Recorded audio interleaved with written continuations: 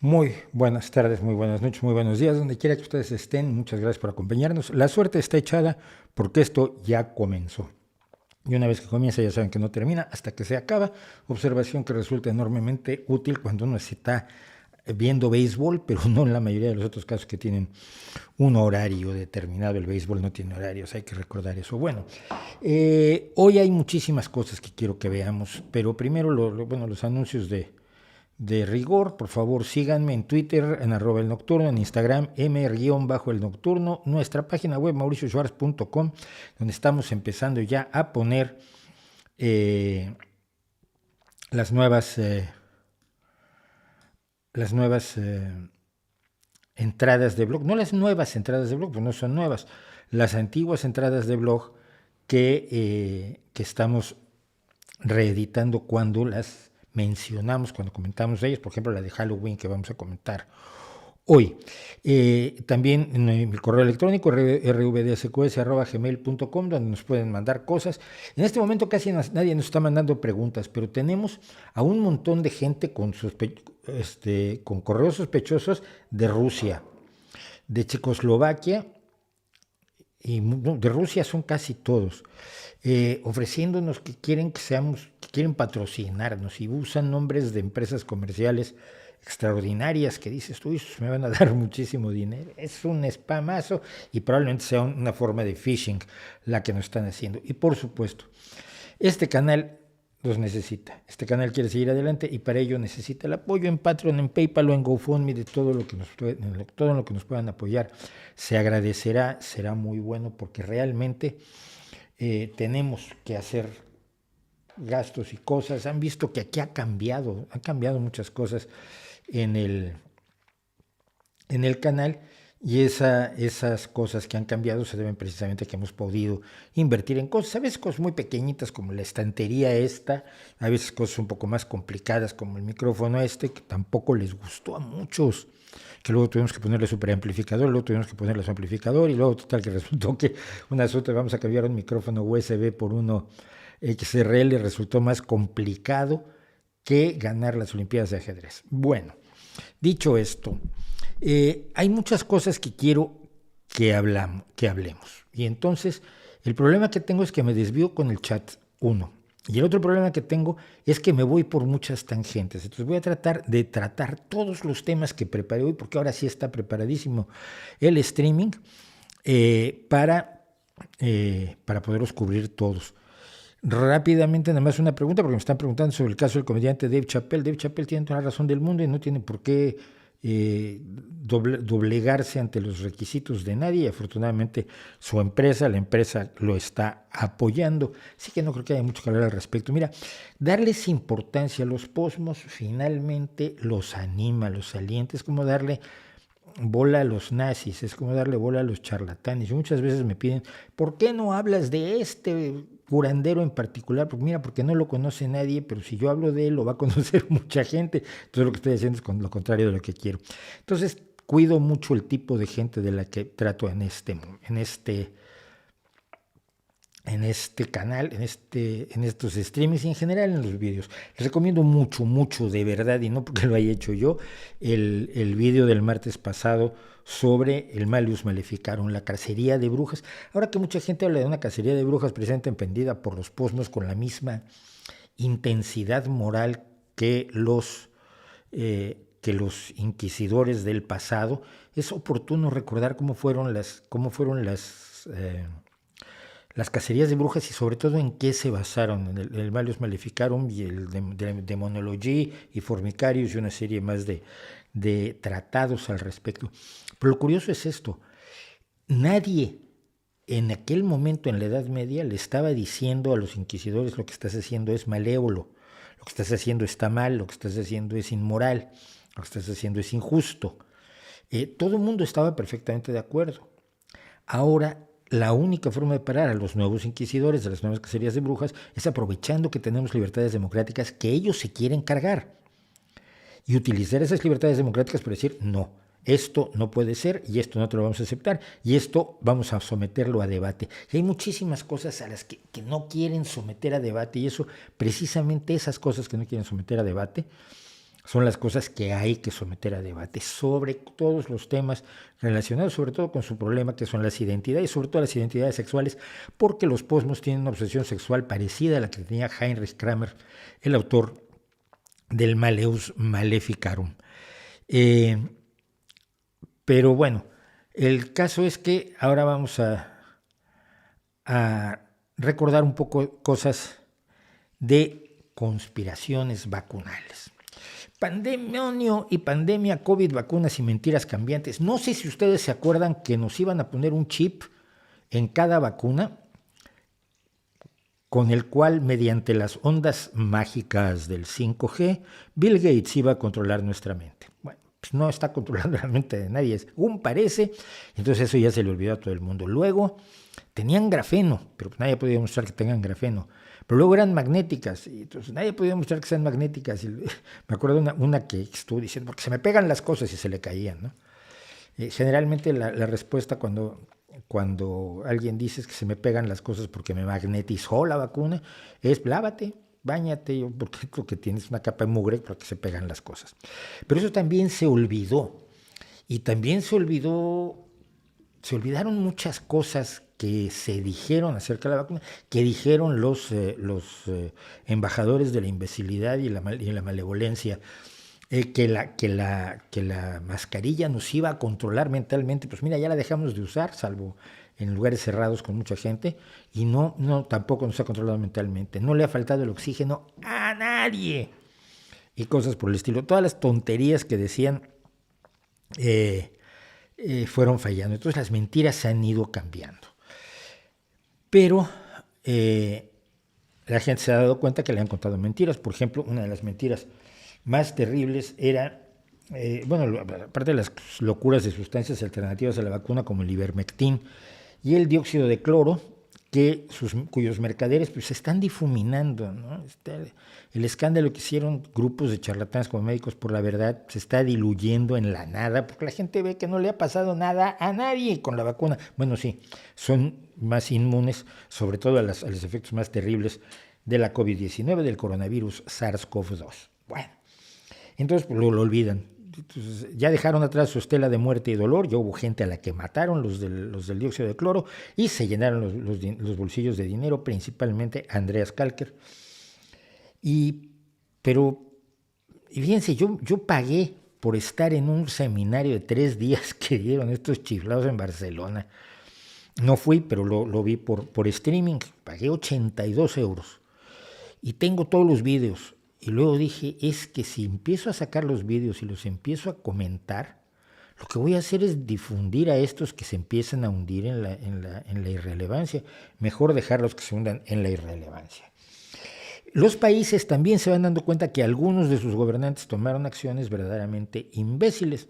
Las acciones de Trump cuando sugería que la gente se inyectara desinfectante, por ejemplo, o que utilizara otras sustancias que no sirven que no tienen actividad contra un virus, es decir, no hay una mecánica razonable para que esas funcionen, también se ha ido dando cuenta. Y algunos países que dijeron, no, pues vamos a dejar que se infecte la mayoría de la gente y entonces ya conseguimos la inmunidad de manada mediante el sacrificio de algunos miles de personas, que total nos sobran un montón, ¿no?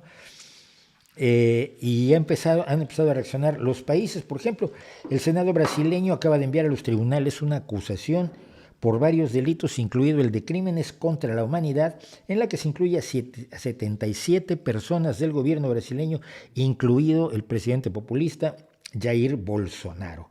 Brasil es el segundo país con más muertes, 600,000 personas a la fecha. Estamos hablando de más de 500,000 de personas detrás de Estados Unidos, que ha perdido a más de 750,000 ciudadanos.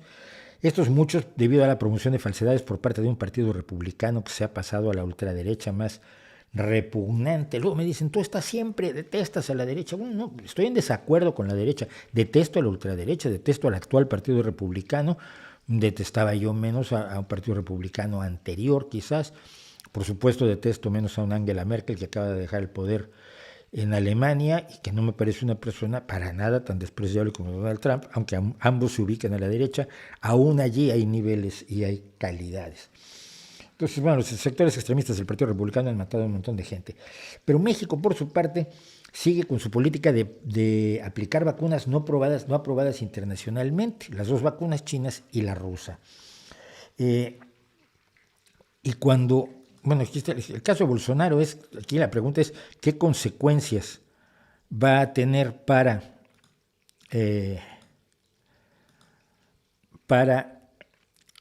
Bolsonaro el haber sido acusado de 9 crímenes por el Senado de Brasil? Pero decía yo, México anda más o menos en las mismas, lo siento, me faltó arreglar unas cosas aquí, ya estoy. México sigue aplicando fundamentalmente las vacunas chinas, la Sinovac y la otra, no me acuerdo cómo se llama, y la rusa. Y lo que pide, lo absurdo que ha pedido López Obrador es que la Organización Mundial de la Salud se apure a aprobarlas, como si fuera una orden de tacos. ¡Apúrese! ¡No! Y ya le tuvo que explicar a la Organización Mundial de la Salud que no, que así no funcionan estas cosas, y que mande a sus expertos, que no tiene, a que vean cómo se están llevando a cabo los análisis, porque ni la vacuna china, ni ni las dos vacunas chinas, ni la cubana, ni la rusa, han entregado los datos que se necesita para hacer una aprobación. Toda la gente que dice que la industria farmacéutica hace lo que se le da la gana, pues no lo hace. Tan no lo hace que hay que entregar una serie de datos para que te aprueben o no tu vacuna. Y el caso es que si no se han aprobado no es porque no se apuran, si no se han aprobado es porque no han entregado los datos que se necesitan para garantizar las tres cosas: eficiencia, seguridad y no interacción con otros medicamentos que necesitas para aprobar un medicamento cualquiera. Bueno, el gobierno, no se sabe, por cierto, dónde está todo el dinero que el gobierno mexicano requisó para la lucha contra la pandemia. Cerró una serie de fideicomisos, el dinero era para la pandemia. Recortó en 2020 al 25%, es decir, recortó el 75% del gasto corriente de todas las dependencias del gobierno federal, lo cual representa miles de millones de pesos para la pandemia. Al final no se han usado para la pandemia, porque lo que se ha gastado en vacunas pues no son esos miles de millones de pesos, pero todo es opaco, todo es oscuro y todo es secreto en el reino de Andrés Manuel I, Su Alteza Serenísima. Los padres de los pequeños, por cierto, López Obrador insiste en no vacunar a los niños, y de hecho han tenido que ir, sobre todo padres de niños inmunocomprometidos, a los tribunales para que los tribunales les otorguen amparos para que sean vacunados. Y entonces el subsecretario de Salud dijo, y esto es absolutamente increíble, por cada dosis que por acción judicial, por esta sentencia de amparo, se desvía hacia un niño o niña, se desvía así como si fuera un desvío de fondos, se desvía hacia un niño o niña cuyo riesgo es menor, se le está quitando la oportunidad a una persona que tiene un riesgo mayor. Esto es aterrador, y ante este panorama aterrador verdaderamente, el pasado martes, el secretario de Salud de México dijo lo siguiente, y quiero ponerlo porque lo hallo casi increíble, de verdad. Científicamente, los niños tienen un sistema inmunológico de maravilla comparado con las fases posteriores en el desarrollo de su vida. Esto, para empezar, no es cierto. El niño no tiene un sistema inmune mejor que el de los adultos. Tan es así que estamos siempre más expuestos a infecciones cuando somos niños, porque tenemos que desarrollar el sistema inmune. Hay dos sistemas inmunes, uno es el innato y el otro es uno que se va desarrollando conforme nos exponemos a una serie de cuestiones del medio ambiente una vez que salimos del útero. Entonces, ya de entrada es bien alarmante, enormemente alarmante que diga esto Alcocer. Lo voy a volver a poner desde el principio. Científicamente, los niños tienen un sistema inmunológico de maravilla comparado con las fases posteriores en el desarrollo de su vida. ¿Y cómo vamos a entorpecer ese aprendizaje de su sistema inmunológico, de sus células que nos defienden en toda nuestra vida, con una llegada de una estructura totalmente inorgánica como es una vacuna. A mis nietos no los vacuno.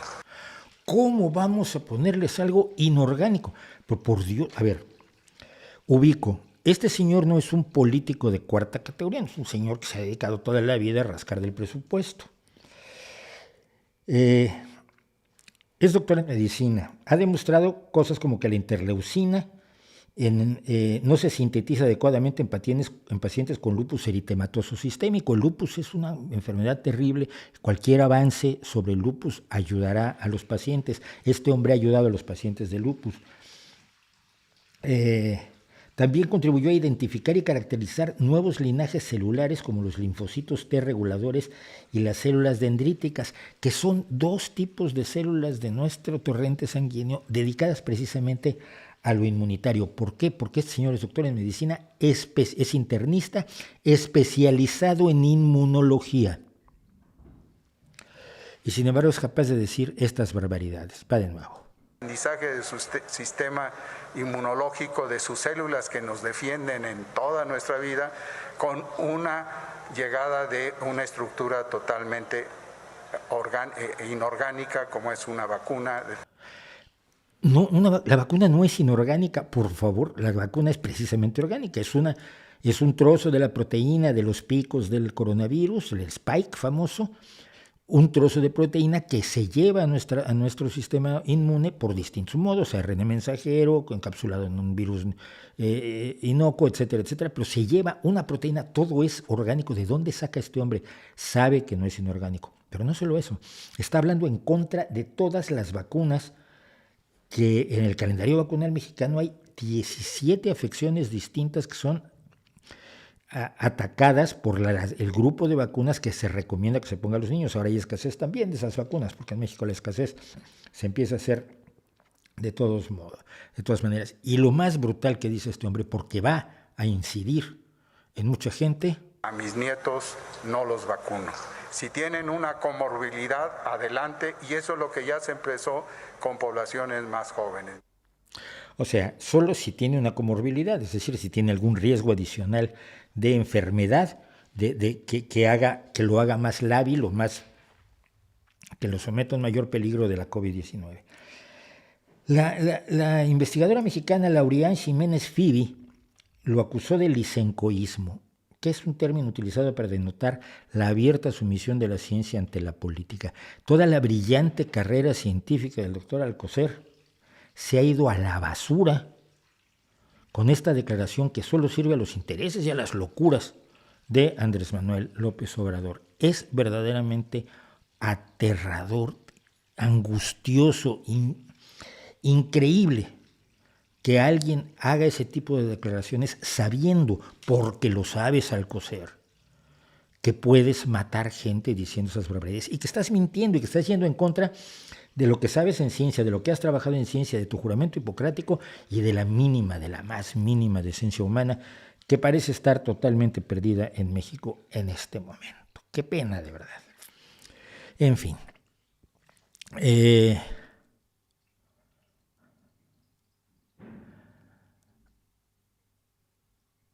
Que AMLO mande a Lysenko para que prueben las vacunas. Ella no tiene idea de esto, ella es botánica. La Lysenko en México es María Elena Álvarez Bullarroses, que es la directora zarina o dictadora del Consejo Nacional de Ciencia y Tecnología. Es verdaderamente aterrador a lo que se está llegando. Y ya que estamos en esto de cosas como fascismos, tenía yo una tontería posmo de la semana buenísima para ustedes. Pero como estamos de oferta, vamos a darles dos tonterías posmo de la semana por el precio de una.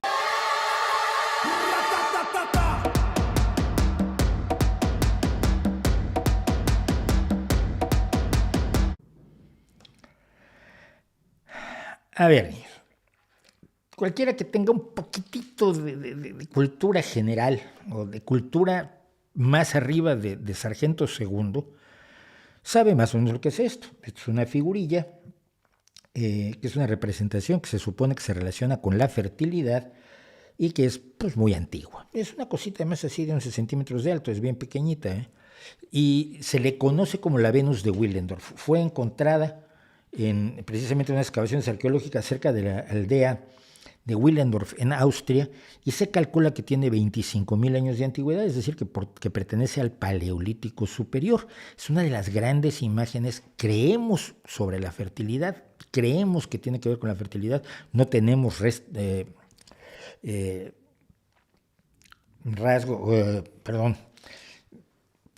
elementos históricos que nos permitan asegurarlo, pero los arqueólogos que más o menos estudian esto dicen que lo más probable es que se trate precisamente de una figura de la fertilidad. Bien, esta figura en 2018 fue considerada por Facebook pornográfica y retiró la imagen de Facebook. En 2019, Instagram borró una pintura de Peter Paul Rubens por infringir la norma que prohíbe todo tipo de desnudos, aunque sean artísticos. No vale ningún desnudo. Los animales generalmente sí los dejan salir desnudos, esto es curioso, ¿no? Porque no, si dices cualquier tipo de desnudo, pues, por ejemplo, cuando sacas una foto de un perrito, pues debería tener sus pantalones o no sé, me imagino yo. En julio de este año, TikTok suspendió y bloqueó la cuenta del Museo Albertina de Viena por mostrar un pecho femenino en una fotografía del laureado fotógrafo japonés Nobuyoshi Araki, y obligó a que el museo se abriera una nueva cuenta en TikTok para seguir tratando de enseñarle a la gente, aparte de bailecitos con reggaetón, algo de arte. El Consejo de Turismo de Viena está un poco hasta el gorro de las redes sociales y su paquetería, porque eso sí, mensajes nazis, mensajes racistas, mensajes apocalípticos, mensajes sobre la vacuna, antivacunas y demás, esos todos están ahí, están todos aquí, búsquenlos usted aquí en YouTube. Pero uy, un pecho, ay madre mía, ¿no? La muerte, los pezones son el enemigo. O sea, es una visión moralina que nos retrotrae nuevamente al siglo XVI, al medievo, o nos retrotrae a los terrenos del Daesh, del Estado Islámico, de Irán, donde todo desnudo es malévolo y maléfico, porque el cuerpo humano, oh Dios mío, es aterrador, y ya lo dijo Dios. Por ahí van las cosas. El hecho es que el Consejo de Viena decidió que se hartaba y ha abierto una cuenta en OnlyFans para poner todas las imágenes de desnudos que tiene en todos los museos de Viena. Viena se desnuda en OnlyFans, dice este anuncio del Consejo de Turismo de Viena, porque ya están hasta el gorro, totalmente hasta el gorro de la estupidez de los medios de comunicación, los medios sociales, de las redes sociales, que dices tú, pero a ver, criatura, como que deberías preocuparte por otras cosas, pero te preocupas por aquello que el público cree que hace daño. Los desnudos hacen daño, matar gente no. Tomar por asalto el gobierno de los Estados Unidos, el Capitolio, tampoco es para tanto, ¿no? Bueno, ese fue un caso, pero luego nos llega este otro maravilloso, estupendo y fantástico caso, que es el de este bonito bingo. Es un bingo sobre mujeres maravillosas, mujeres relevantes, mujeres importantes. Algunas a mí no me caen muy bien, pero supongo que eso es asunto mío, no es asunto, por supuesto, de nadie más. Y pues, es un bonito bingo. Yo, si tuviera una hija ahora, se lo compraría. Así como ahora estoy leyendo con mi hijo cuentos para niños que quieren cambiar el mundo, y hemos visto la biografía de Einstein y la biografía de Turing, y hay las biografías de un montón de gente. Entonces aquí pues, hay un montón de mujeres maravillosas, desde Amelia Earhart hasta Malala Yousafzai. Está por ahí metida Greta Thunberg, pero bueno, ya sabes que la gente se va con la finta. Y sin embargo, resulta que Oxfam, esta organización que se dedica supuestamente a combatir la pobreza, algunos de sus empleados que son trans dijeron que este bingo que estaba utilizando Oxfam como una forma de promover que las niñas tengan buenas modelos a seguir. Yo no creo en esto mucho, ¿eh? Yo creo que los modelos a seguir, mis modelos a seguir no tienen por qué ser señores de 66 años nacidos en México, radicados en España, de 1,67 de alto. No. Es decir, mis modelos pueden ser igual Nelson Mandela que Malala Yousafzai, por poner un ejemplo que viene mucho al caso, ¿no? Es decir, no necesito que sean iguales a mí físicamente. Es otra de las tonterías de la política de identidades. Es que las niñas necesitan identificarse con alguien que sea como ellas. No es cierto. Cuando Susi 4 o cuando...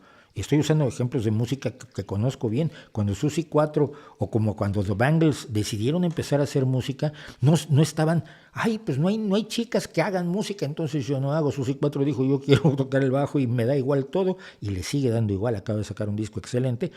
O Bangles, que como lo cuenta la líder de Bangles, nosotros queríamos ser los Beatles, pero no nos fijamos en que los Beatles eran hombres y nosotros mujeres. O sea, todo eso de quiero modelos a seguir que sean iguales a mí, me parece una tontería, pero tiene su validez, o para algunos puede tener su validez, o puede tener alguna importancia menor de la que le dan a algunos, y el hecho real es que a mí me parece muy bien. Si yo tuviera una hija, le daría este bingo, jugaría este bingo con ella, pero las personas trans de Oxfam decidieron que esto no respetaba a las personas de todos los géneros, porque pues supongo que porque no había suficientes personas trans en este grupo de mujeres destacadas a lo largo de la historia. Quizás parte del problema es que no hay tantas personas trans destacadas a lo largo de la historia, quizás porque antes no tenían ningún respeto y por lo tanto no se podían expresar abiertamente como trans, no podían decir que eran trans, y ahora este tiempo se los permite. Estos malvados que somos todos nosotros decimos, muy bien, eres trans, fantástico, maravilloso, te sigo queriendo mucho. Me acuerdo mi amiga Alejandra, cuando hizo su transición, que nos dijo un día, pues vamos a una comida, y le dijimos, ven, vamos a hacer una comida que hace varios meses que no nos vemos, y Alejandra dijo, vale, pero yo voy de minifalda, ¿les parece bien? Y nosotros, que no teníamos ni idea de que Alejandra era trans, y que había hecho parte de su transición, le dijimos, a nosotros nos da exactamente igual, el chiste es que vengas y hablemos como siempre hemos hablado, y punto. Y a la fecha es mi queridísima amiga. Entonces, este tiempo permite esta expresión abierta que no permitían otros tiempos, como se perseguía a los homosexuales también en el pasado. Pero no puedes pedir que pongan personas trans donde no las hay. Lo que puedes pedir es que las personas trans que en el futuro hagan este tipo de aportaciones y se presenten como trans merecen el mismo reconocimiento que quienes no son trans y hacen cosas importantes. Pero me parece absolutamente de locos que Oxfam retire así un juego de bingo, porque ninguna de las mujeres que está allí es trans. ¿En serio? ¿Les parece a ustedes normal? Porque a mí personalmente me parece tan poco normal como lo de Viena. Se está creando, y no lo están creando las feministas, cuidado, no lo están creando las personas trans. Yo sigo a una importante activista en Twitter, Melanova, que es arqueóloga, que se dedica a dar clases de arqueología, de divulgación arqueológica a gente en las zonas arqueológicas de México. La chica es maravillosa. Yo he visto en YouTube algunas de las clases que dan, se reúnen 15 o 20 personas que le dan ahí un poco de dinero al que pueden en la pirámide del Sol en Teotihuacán, y ella les da una clase de arqueología maravillosa, y ella es arqueóloga de profesión, y sin embargo está luchando en contra de toda la teoría queer y de todo este tipo de locuras que además se hacen en nombre de toda la comunidad cuando resulta que no representan a toda la comunidad. Esto de arrogarse la representatividad de todos, a mí me parece bastante peligroso, porque siempre hay alguien que lo hace. El otro día alguien me lo hizo aquí. Los mexicanos no queremos tal cosa. Y dije, uy, ¿cuándo te eligieron a ti para hablar en nombre de todos los mexicanos? Suena muy bien y como demagogia es genial. Pues no es cierto. Ni todas las... O otro que me dijo, lo que pasa es que las feministas hacen tal y cual. Como le dije, no es cierto. Algunas feministas lo hacen. Algunas hacen más ruido que otras. pero no puedes meter con brocha gorda a todas las feministas del mundo, desde Angela Merkel, que se ha definido como feminista, y muy bien por ella, hasta Gloria Steinem. O sea, hay gente muy distinta, con visiones enormemente distintas. Por cierto, una de las mujeres que estaba en el bingo de Oxfam era J.K. Rowling, y algo de miedo me da que eso haya tenido mucho que ver. Como quiera que sea, esto es, creo yo, absolutamente de locos, y me preocupa muchísimo. Vamos a ver un poquito del chat, pero no esperen demasiado. Que me sorprende que la Iglesia Católica no ha convocado a una cadena de oración mundial para detener el mal. Sí, lo hizo. Cuando el Papa Paco salía a la explanada de San Pedro y estaba vacía, y convocó a una cadena de oración, sí, por supuesto.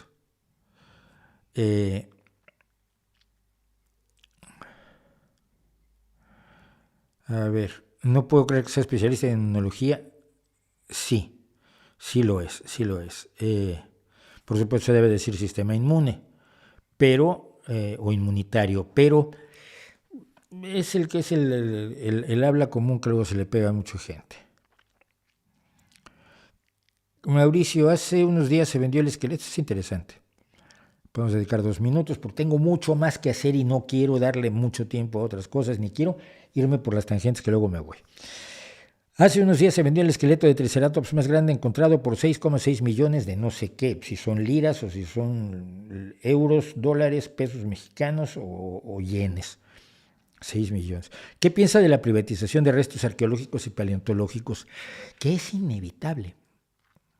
Verás, todos los restos arqueológicos y paleontológicos son muchos. Y no, el Estado no se puede hacer cargo de todos. Lo que puedes hacer es estudiarlos.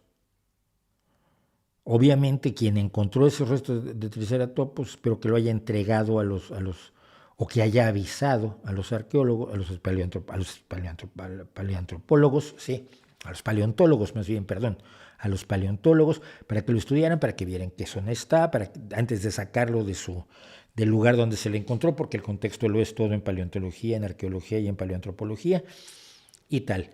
Pero luego, ¿qué haces con él? No hay lugar para poner todos los huesos del mundo, no hay lugar para poner todos los fósiles del mundo, no hay lugar, no hay posibilidad de cuidar todos los castillos medievales que hay.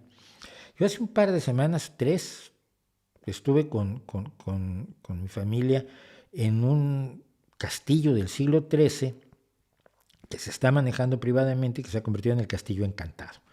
Y tiene exposiciones el laboratorio de Frankenstein y el lugar de los seres mitológicos y el lugar de los duendes y el lugar de los fantasmas, y lo han convertido en un castillo encantado respetando.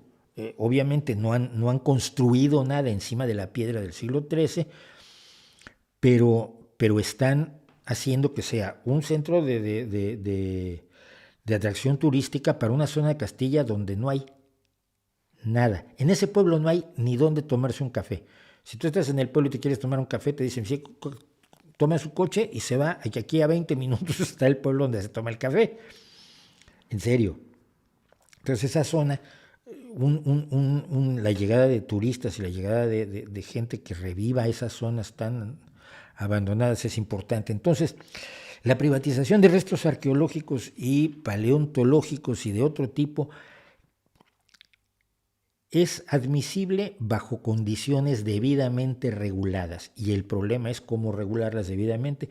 Pues yo no creo que todo se pueda o se deba hacer cargo el Estado, ¿no? Hay reglas para que la gente que tiene esas cosas las cuide. En México, por poner un ejemplo, tú puedes poseer restos arqueológicos, pero los tienes que tener registrados, y cuando te mueres tienes que tener registrado a quién van, por si se encuentra que tiene un determinado valor que requiera su estudio, pero nada más. Así que no es problemático por eso. En su blog, donde habló de Chespirito y Cantinflas, también mencionó Octavia Paz. ¿Podría ahondar más en Paz? Sí, pero no hoy. Tengo mucho que decir, porque yo soy de los que leyó El laberinto de la soledad, pero lo leí de verdad. ¿Cómo la tienes contra Donald Trump? No sé si te ha hecho algo malo personalmente, pero entonces sí te parece mejor Biden. Me parece mejor, te lo vuelvo a repetir, cuando venían las elecciones, una musaraña sifilítica, ciega y paralítica, sarnosa, me parece mejor persona que el nazi Trump. Y por supuesto, esa musaraña me parece bastante mejor que tú. Un especialista que renuncia a su formación científica para melomar las botas al régimen y bla, bla, bla, seguimos en eso, vamos. Yo espero que los padres de los nietos de Alcocer sí los vacunen cuando se pueda.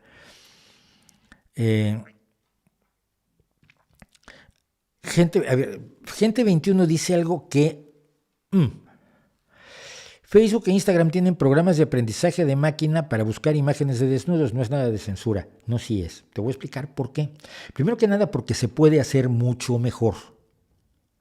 Y no se invierte en eso lo que se invierte en, por ejemplo, hacer publicidad con la derecha. 2. Cuando se denuncia que tu inteligencia, tu programa de inteligencia artificial, tu algoritmo está mal escrito y metió la pata, lo que haces es corregirlo, no subirte a tu motocicleta y salir corriendo. Cada vez que se le señala a Facebook, Instagram, TikTok, YouTube, etcétera, etcétera, bueno, y YouTube menos, pero de esto hablamos después, que su estúpido algoritmo ha cometido una estupidez, se niegan a corregirlo. Y te pongo un ejemplo, yo pertenezco al círculo escéptico. Constantemente nos bloquean publicaciones, pues son publicaciones de tonterías que tienes que publicar para poderlas discutir, ¿no? Se dice que el dióxido de cloro cura esto, y entonces Facebook te dice, esto es mentira. Sí, ya sé que es mentira, pero mira el contexto. Y yo le escribo a Facebook diciéndole, no, es que nosotros publicamos esto no para difundirlo, sino precisamente para criticarlo, para analizarlo, porque en nuestra asociación pues hay gente de distintas profesiones, de distintas actividades, tal. Ni una sola vez nos ha desbloqueado una de esas publicaciones. Entonces, sí es culpa de ellos. Y ve lo que se ha denunciado de Facebook, de cómo desmontó los sistemas que tenía, por ejemplo, para parar las comunicaciones de derecha, porque tenía muy buenos sistemas, mucho mejores de los que usa para detectar desnudos. Entonces, no me cuenten esa historia. No, la inteligencia artificial no es perfecta, los algoritmos son imperfectos, son tan malos como la persona que los programa, pero para eso tienes que poder protestar y decir, óigame, no, esto es la Venus de Willendorf, óigame, no, esto es un cuadro de Peter Paul Rubens, óigame, no, esto no puede bloquearlo, y debería reaccionar Facebook. Sobre todo el problema es Facebook y aquello que posee Facebook, concretamente Instagram, debería poder reaccionar diciendo, uy, perdón, vamos a afinarlo para que sepa que este cuadro en particular no es pornografía, pero no lo hacen. ¿Y cuánto costaría hacerlo? Bastante poco, además. Bueno, el título es ofensivo, López Obrador y la venta de niñas. Pues sí, es ofensivo, pero es cierto, y lo vamos a ver un poco más tarde. Elena, te saludo con todo gusto, pero con mi nombre, dime Mauricio, no soy Mauro, nunca me llamé Mauro. No tengo idea quién sea. Bueno, ¿quién me puso? Sí, bueno.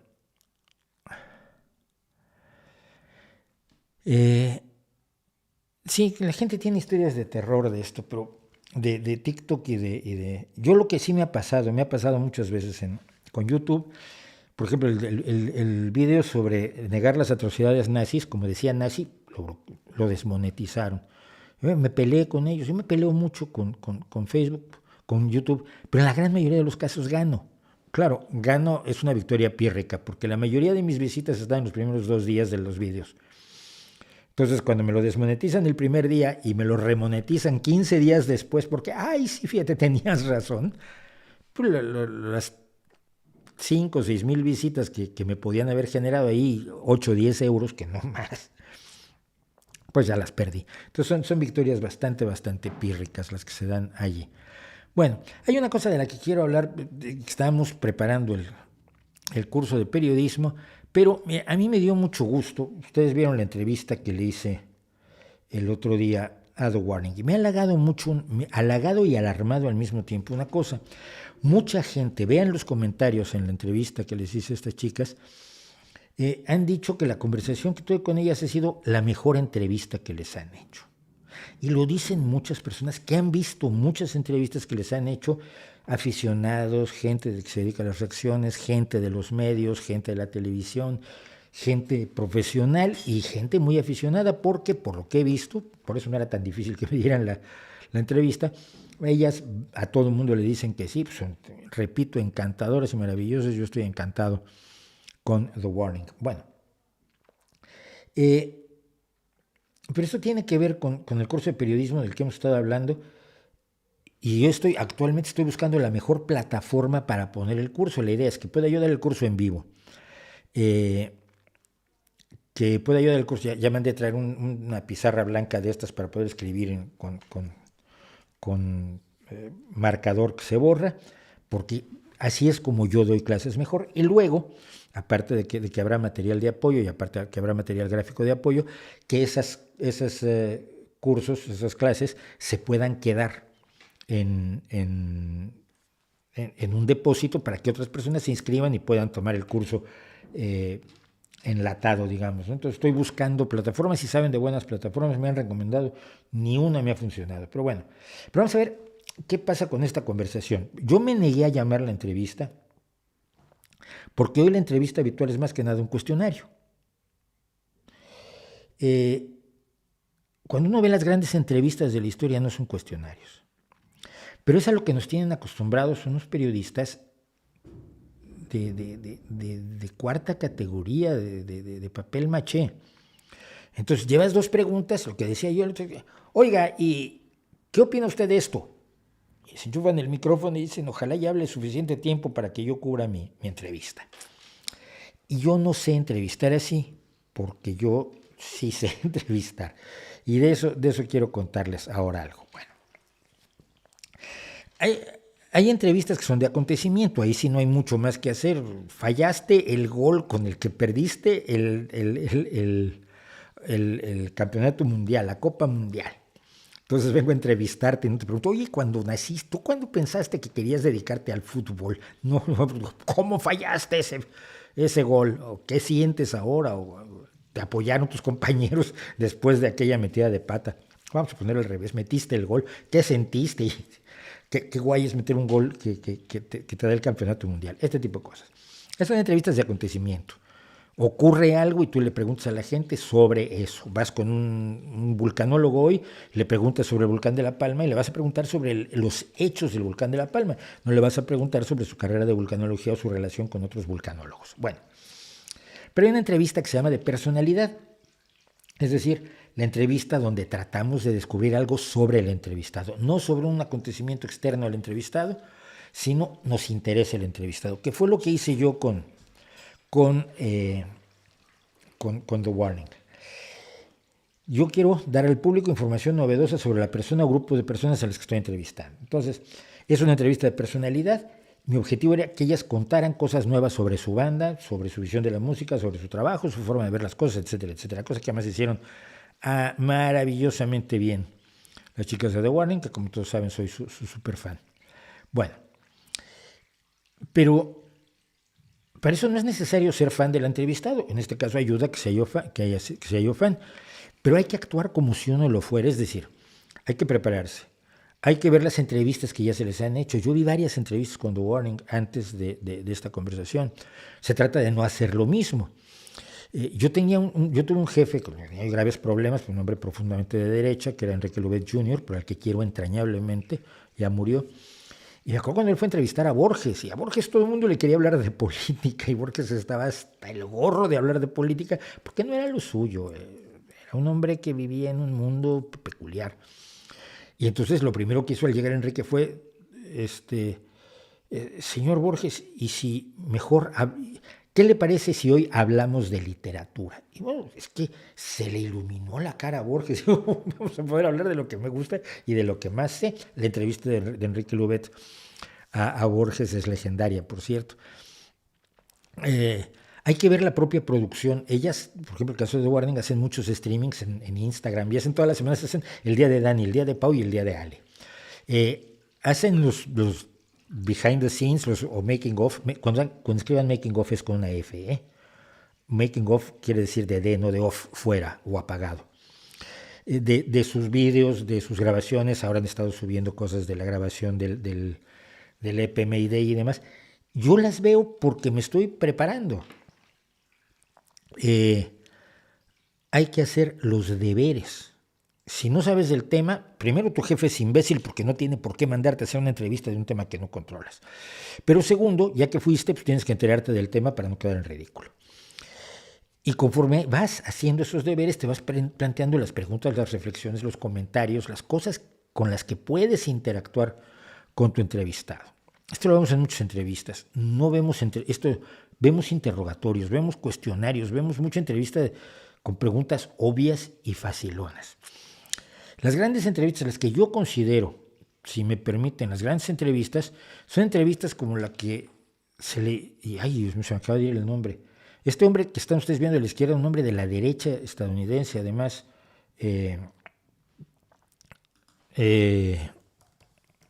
y teórico de la derecha estadounidense. A ver si me acuerdo.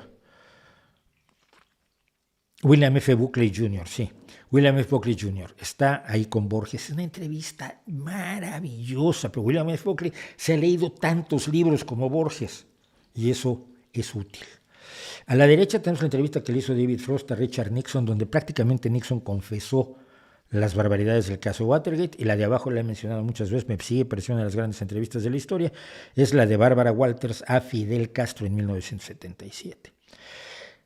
Esta es gente que hace su tarea, que aprende a entrevistar, y yo en el curso de periodismo quiero contar cómo se entrevista correctamente, porque lo que vemos hoy es esto. Vemos a Jordi Évole entrevistando a Bosé, entrevistando a Miguel Bosé, para que Bosé suelte todas sus churradas y el otro no le diga ni te equivocas, ni estás mal, ni no hagas eso, ni estás matando gente.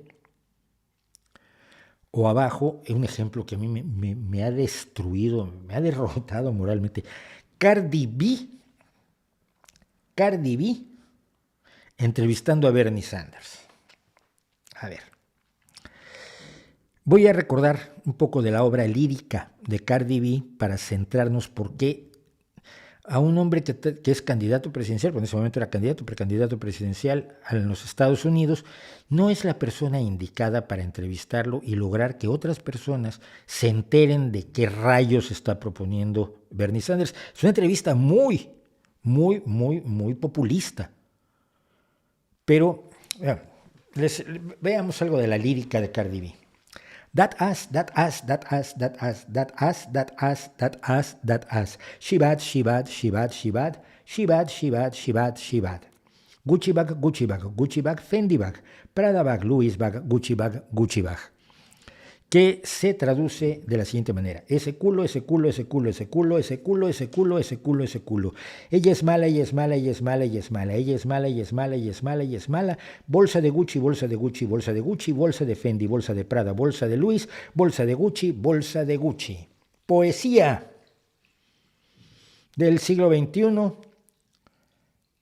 ante un hombre que pretendía un cambio social, que a mí me parece que se quedó un poco en los 70s, Bernie Sanders, ya lo he comentado, pero se puede hacer una gran entrevista a Bernie Sanders. A mí me encantaría entrevistar a Bernie Sanders y preguntarle por qué está en 1976 cuando estamos todos los demás en 2021, por decir un ejemplo. Entonces, este es otro de los casos en los que si he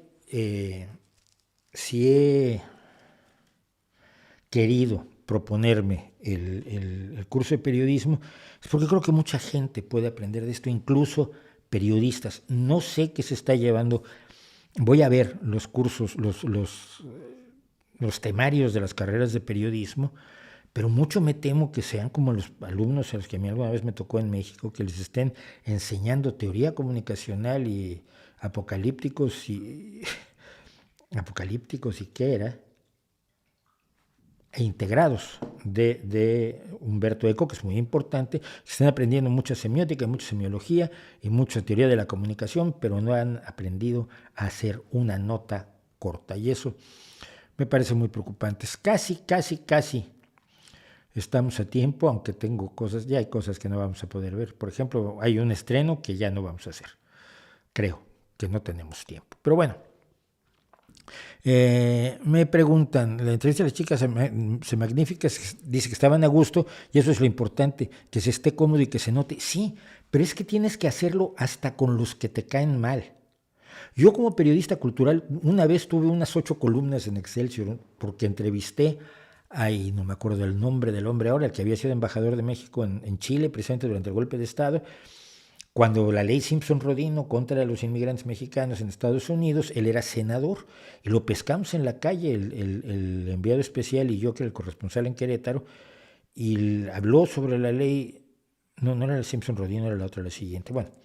Total, que él era senador de la República y estaba en la comisión que se estaba discutiendo el tema, le metimos el micrófono, le hicimos unas preguntas absolutamente de oportunidad sobre el tema, y al día siguiente buscábamos nuestra entrevista en el periódico, no la encontrábamos, hasta que vimos que era la primera plana, las 8 columnas, las únicas 8 columnas que tengo en mi vida. He entrevistado a Hortensia Bussi de Allende, he entrevistado a Chava Flores, he entrevistado a un montón de músicos y de políticos y de escritores y demás, y siempre he tratado de que se sientan a gusto, porque si no se sienten a gusto contigo, no te quieren responder. Hay una entrevista a Jerry Lewis que le hizo a alguien que se puso pesado y hartó a Jerry Lewis, y es una de las entrevistas más lamentables que puedes ver en la historia. Jerry Lewis está así. ¿Y usted cree que sus películas son dignas de la gente? No sé. Oiga, pero usted cuando empezó, ¿qué soñaba hacer? No lo tengo claro. Le destrozó la entrevista, el tipo lloraba. Están filmando la entrevista y Jerry Lewis decidió destrozarle la entrevista y lo logró redondamente. Entonces, tienes que hacer que la gente esté a gusto contigo.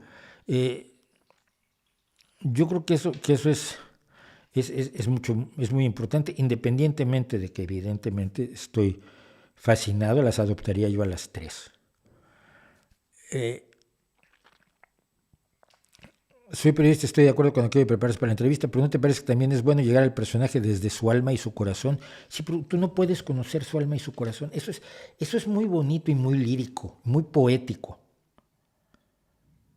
Pero llegas a eso a través de los hechos y los datos. Mira, te voy a poner el caso de mi entrevista además no la hice yo solo, la hice con Rafael Lubiano, que era el enviado especial de Excelsior, y yo era el corresponsal de Excelsior. Hicimos multitud de entrevistas en aquellos días, fue esos mismos días, era un foro por los derechos humanos en San Juan del Río, en Querétaro, y había un montón de gente. Allí entrevisté por última vez a Alfredo Zitarrosa, mi queridísimo Alfredo Zitarrosa, lo entrevisté para la Cultural de Excelsior. Y entonces entrevistamos a Hortensia Bussi de Allende, hicimos un cuestionario, y yo al final metí unas cosas. Y yo me tuve que ir a mitad de la entrevista porque había que mandar por Telex. Háganme el favor, por Telex estábamos mandando las entrevistas. Había que mandar lo que ya habíamos hecho durante el resto del día, porque esa era la última entrevista del día. Entonces dejé a Rafael con Hortensia Bussi de Allende. Y estoy mandando Telex y de pronto llega, le digo, ¿qué tal la entrevista con doña Hortensia? ¿Cómo acabó? Se de la patada, no quiso responder la última pregunta. Dije, ya, esa es la base de la entrevista. No hubiera yo creído que le respondiera. Y la pregunta era cuál era su último recuerdo de Salvador Allende en La Moneda, cuando Salvador Allende hace que ella abandone el Palacio de la Moneda. Y doña Hortensia se cerró los ojos, dejó caer una lágrima y dijo que ese recuerdo era de ella, que no era para nosotros. Y yo ya sabía que es que era lógico. Si en tantos años no había contado esos últimos minutos, sus sensaciones de esos últimos minutos en la Moneda, ¿qué nos lo iba a contar a nosotros? Pero era importante que dijera que no lo contaba. Y entonces así abríamos la entrevista. Hortensia Bussi de Allende suelta una lágrima y se niega a contestar. Sus recuerdos son de ella y solo de ella. Se levanta y da por terminada la entrevista. Antes de eso hablamos de ella, hablamos de un montón de cosas y de la entrevista de 20 minutos que le hicimos. Pero yo ya lo sabía, pero ¿cómo lo sabía? Lo sabía porque había leído muchísimas entrevistas con Hortensia Bussi de Allende y sabía que ella no hablaba de los últimos momentos en que se despidió de Salvador Allende cuando él le dijo que abandonara la moneda, sabiendo que lo más probable es que no lo volviera a ver vivo. Así es como se llega al corazón de la gente, con los datos, sabiendo cosas que los tocan, como en el caso de Borges y Enrique Lubeck Jr., o la forma en que Bárbara Walters llegó, Dios mío, no sé por qué tengo a estos pudiendo tener a estos, que Bárbara Walters llegó a Fidel Castro. Fidel Castro le mandó una foto de él, pues claro, es un hombre ligeramente narcisista. Le mandó una foto de él en recuerdo de la entrevista más difícil que he dado en mi vida, porque ya lo hizo pedazos durante 5 horas de entrevista. Es memorable, está en YouTube, hay grandes partes en YouTube, véanlas ustedes por favor. Un libro que mencioné un día sobre economía socialdemócrata, ¿cómo se llamaba y quién es su autor? No me acuerdo, se llama La economía socialdemócrata, su autor es Francisco Blanco, Pachi Blanco, un compañero de aquí del PSOE de Asturias, por cierto.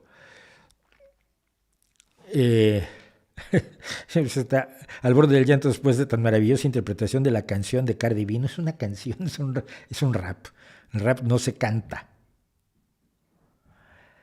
Leandro Benedetto, Borges era tartamudo y gangoso, no me imagino con él haciendo entrevista en inglés. Ve la entrevista con Buckley, es maravillosa, es que es maravillosa. Y Borges no tartamudea ni una sola vez en inglés, quizás tartamudeaba para despistarlos, porque Borges los despistaba constantemente. Borges se rió de usted, se rió de todos nosotros tanto, es adorable.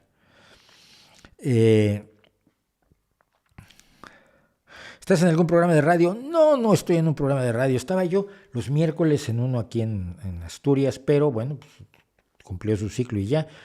Lo que más me gusta es la radio. Esto lo he dicho 1 y 1000 veces, lo voy a repetir tantas veces, sea necesario. La radio es mi gran amor de la comunicación. Y si pudiera yo hacer radio nocturna de 12 de la noche a 3 de la mañana todos los días, poniendo la música que yo quiero, sería feliz por el resto de mi vida. De momento, pues no lo puedo hacer. Me acuerdo de la entrevista de Zabludovsky a Dalí, terrible. Bueno, Zabludovsky como entrevistador era espectacularmente malo. Y con su hijo me peleé maravillosamente. Último minuto. Cuando yo dirigía el periódico de la escuela, del bachillerato en el que estábamos, Abraham Zabludovsky estaba un año abajo de mí. Su hermano Jorge era mi amigo, estaba en la misma clase que yo. Pero entonces, Abraham Zabludovsky escribió un artículo tratando de que no se lo publicáramos, diciendo que el periódico escolar era una barbaridad, era una estupidez, era una basura. Y que lo que teníamos que hacer era tener credenciales de prensa y una formación más seria. Todo eso lo hacíamos en mimeógrafo. Si usted no sabe lo que es un mimeógrafo, en el corte que vamos a tener ahora, vaya usted a Google y vea lo que es un mimeógrafo. En eso hacíamos el periódico escolar. Y entonces, el director pues, era tonto del bote, y ese era yo. Pues hasta lo comenté con Jorge, digo, tu hermano, esto, dice, es para que no lo publiques, pues lo voy a publicar. Y lo publiqué en el periódico de la escuela con nuestra respuesta abajo. Me quería pegar. Nunca me volví a dirigir la palabra a Abraham Zabludovsky. Pero sí, como entrevistador luego, bueno, él se dedicó a deportes, pero ¿qué vamos a decir? No vamos a decir nada. ¿No se dedicó a deportes? No, que se dedicó a deportes era otro, era el Schwartz, que tampoco es pariente mío. Pero bueno, vamos a hacer un breve corte y regresamos, como siempre, amenazamos con volver y siempre cumplimos.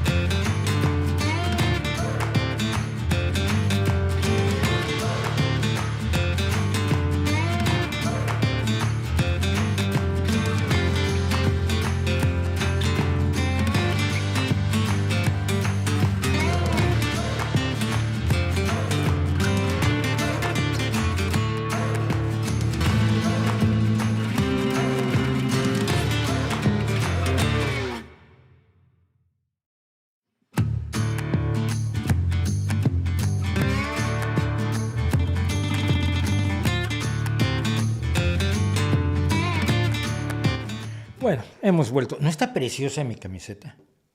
Me encantó. Yo, siendo una persona mayor, que ya sé que lo soy, todos los que quieren insultarme me dicen que soy viejo, pues ya lo sé.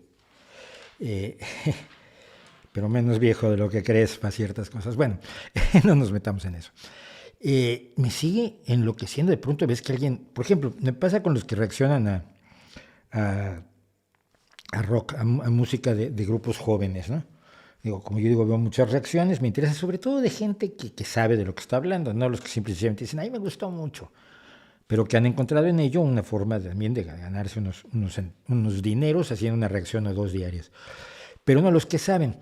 Y de pronto ves un señor muy mayor, como yo, vestido muy serio, muy así, no le falta la corbata, reaccionando a una cosa de metal, de lo que yo he estado escuchando últimamente. Como digo, no soy metalero, pero las voces femeninas me matan, y entonces Nightwish y Release the Archers me encantan. Y entonces está hablando de Release the Archers y de la guitarra y de la batería y tal y cual. Sí, me siento muy raro porque esto es música de jóvenes. El problema es que, claro, es que los jóvenes éramos nosotros y ahora ya no lo somos. Entonces, bueno, siempre llama la atención. Bueno, sorpresas. Dije que teníamos sorpresas el día de hoy. Vamos a hacer una gran sorpresa del día de hoy. Déjenme despejar. ¿Por qué ha llegado hoy? Yo pensé que iba a tardar 3 semanas. Ha llegado hoy nuestro bonito botón de YouTube. Para quien no lo sepa, YouTube le otorga una placa a los que tienen 100,000 suscriptores. Y entonces yo ya alcancé los 100,000 suscriptores, ya me lo certificaron y me dijeron que en unas 2 semanas iban a mandar la placa. Yo dije 3, como mínimo 3, porque yo los conozco, pero vamos a hacer el unboxing. Pero resultó que en una semana, hoy me dicen, llegó algo para ti. Digo, si es una cosa que pedí de Amazon para poner unas luces. No. Esto no es de Amazon, esto es del correo. El correo. Cosa más rara, el correo, ya nadie usa correo. Y no, pues era esto. Entonces, tarararán, tatán. No tengo.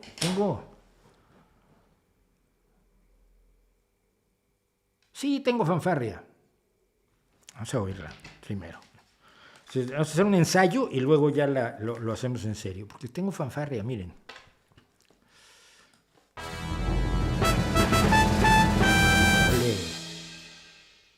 Muy bien, esto va a ser perfecto para ambientar lo siguiente. ¿Listos?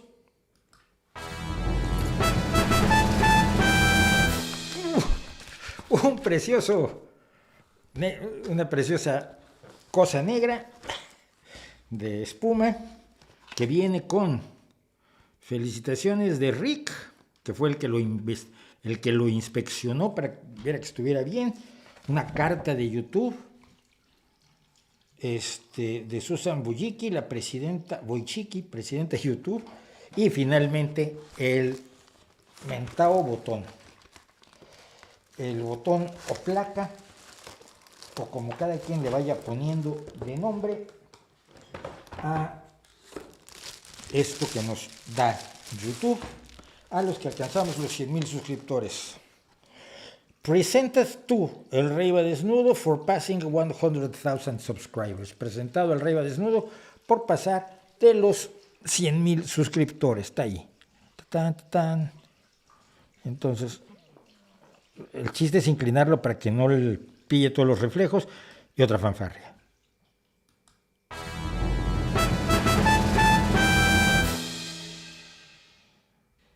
Y ya, con eso terminó el maravilloso unboxing de nuestro.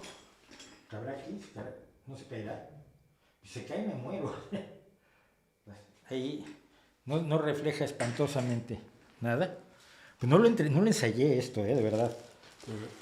Como vieron, corté efectivamente la cinta aislante y todo eso. Y bueno, pues nos quedamos aquí con nuestra carta de YouTube. Y sobre todo muchas gracias a Rick, que fue el que inspeccionó, empaquetó y revisó que estuviera todo bien en nuestro en nuestra plaquita. Y ya con eso matamos unos minutos de nuestro gloriosísimo unboxing. Y ahora vamos a cosas bastante más tristes porque, como muchos de ustedes saben, los que están en España lo saben perfectamente, los que no están no. El grupo terrorista, la banda terrorista ETA, que mató a muchísimas personas, alrededor de 1,000 personas, en una larga historia de violencia brutal. Entre ellos, es el tipo de organizaciones que empiezan para luchar en contra de los opresores y acaban matando al que se les pone enfrente. Y acaban matando a gente que no tiene nada que ver con la opresión contra la que supuestamente estaban luchando al principio. No pienso en alguien del que vamos a hablar ahora. Entonces, el Partido Popular, hace 10 años exactamente, Alfredo Pérez Rubalcaba como ministro del Interior en España consiguió, después de muchos años de esfuerzo, de infiltraciones, de trabajo policíaco, de todo tipo, que ETA dejara las armas, solo que dejara las armas, pero se consideró un triunfo porque se consideró que era la rendición de ETA, y se consideró, y hay razones para decir, bueno, sí, se rindió, pero hay razones para decir, sí, pero me gustaría que fuéramos un poco más allá, y de eso quiero hablar ahora. Pero para el Partido Popular, la derecha española, que se está convirtiendo cada vez más en una ultraderecha cercana a Vox, a los nazis de Vox, ellos han tenido dos problemas graves. Primero, detestaban a Alfredo Pérez Rubalcaba. Esto era grave. Pérez Rubalcaba era uno de los personajes más relevantes, más importantes, más entrañables del Partido Socialista, y un hombre con una capacidad tan grande como para haber encabezado la desarticulación de una banda terrorista que durante décadas y décadas aterrorizó a la gente, ¿no? Me tocó aquí en España la muerte de Miguel Ángel Blanco, un concejal del PP, un chavalín de 20 y tantos años que tocaba en un grupo de rock y era concejal en un pueblito, y le metieron un tiro en la nuca porque no se pagó un rescate. O me tocó la muerte de Ernest Lluch, el padre de la sanidad pública española, en condiciones de las que podemos hablar ahora. Bueno, el problema es que entonces el PP tiene dos problemas: que el PSOE haya derrotado a ETA, que lo haya hecho Alfredo Pérez Rubalcaba, y que haya una rama política independentista vasca, contra la que yo estoy, como estoy en contra de todos los independentismos y de todos los nacionalismos, esto lo sabe cualquiera que me haya visto en el pasado, y que está encabezada por un sujeto que fue un pistolero de ETA, Arnaldo Otegi, que fue secuestrador, estuvo en la cárcel por un secuestro y posteriormente se le ha acusado al menos de 2 secuestros más por los cuales no se han realizado juicios, y que, hombre, lo que él está tratando es de sacar a los 200 asesinos de ETA que están todavía en la cárcel. Y lo que hizo ahora Otegi, que está España negociando sus presupuestos, y que él representa al grupo de parlamentarios vascos independentistas del partido Bildu, que están allí porque hubo gente que votó por ellos, nos guste o no, y como demócrata no me gusta, pero como demócrata lo acepto. Dijo el miserable Otegi que ellos aprobarían los presupuestos a cambio de que España liberara a los 200 presos que hay. Primero que nada, el presidente no puede liberar a los presos. Esto es un trabajo del Poder Judicial. Pero tanto a Otegi como al PP le conviene pensar a responsabilizar al presidente, que finalmente es socialista, de la liberación de los presos. Y entonces el PP, que ha llegado últimamente a niveles de una bajeza, digo, absolutamente asombrosa, hizo lo siguiente, y esta es Isabel Díaz Ayuso, que está compitiendo con Pablo Casado por el liderazgo del Partido Popular, y se quejó de que fuera necesario negociar los presupuestos de España con ETA. Pues no es ETA. Por más asco que nos dé, lo más curioso es esto, mire. En 2011-2012, el que era el alcalde de Vitoria, que era Javier Maroto, y que es del Partido Popular, pactó con HB, con Herri Batasuna, el antecesor de Bildu, los presupuestos de Navarra. Y lo hizo diciendo que, bueno, que él, no, para él Bildu no era ETA y Herri Batasuna no era ETA. Da mucho asco de verdad. Aquí lo tienen ustedes. El PP negoció los presupuestos de Navarra con HB Bildu, cuando ETA todavía mataba gente. Es decir, 2011 todavía había muertos y había las últimas víctimas de ETA, entre las que estaba otro, ese no era del PP, sino socialista, Isaías Carrasco, que era un cobrador de peajes en una autopista, es decir, un trabajador de un nivel bastante modesto, que había sido concejal en su pueblo por el Partido Socialista, y por ese delito le meten un tiro en la nuca y lo matan frente a sus hijos. No puedes esperar que yo tenga ningún respeto ni por gente así ni por quien los defiende. Otegi me parece uno de los seres humanos más deleznables que hay, pero está allí porque lo han elegido y como demócrata me lo tengo que tragar.